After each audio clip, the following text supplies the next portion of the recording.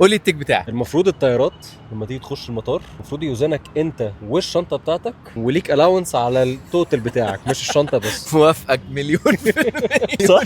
طبعا والله العظيم. بالوزن. ما انت يعني انا ممكن اضحك على السيستم ابقى انا وزني حاجه والشنطه حاجه تانية يقول لك الشنطه أيوة. في البتاع بس هم لو وقع الطياره واستفدت انا ايه؟ طيب بالذات ان هم بيقعدوا يقول لك ان الوزن هو اللي بيفرق والطياره هتقع هو اولا هو مبدئيا هو لو كان بيفرق ما كانش هيبقى فيه اوبشن انت ممكن تشتري وزن فهو ده بحت يعني بس انا حاسس ان نصابيه برضه في الآخر. طبعا هو كده دي فلوس ده كده ماني ميكنج بس لو هيتكلم على حته السيفتي لا المفروض اوزنك انت بالشنطه وانتوا الاثنين على بعض ليكم كده الاونس مثلا 20 كيلو مثلا انت بشنطتك بقى بحاجتك كلها بس عشان تقولها للناس لازم تقولها بطريقه اشيك من كده يعني. بس انت النهارده انا بديك انسنتيف ان انت تو جيت ا هيلثي لايف ستايل تبقى ان بيتر شيب وسافر وبس. انت واخدها من حته ان انا اخسسك واساعدك تخس فان انت عشان تسافر لا بدل ما لا انا واخدها من حته فيرنس بصراحه.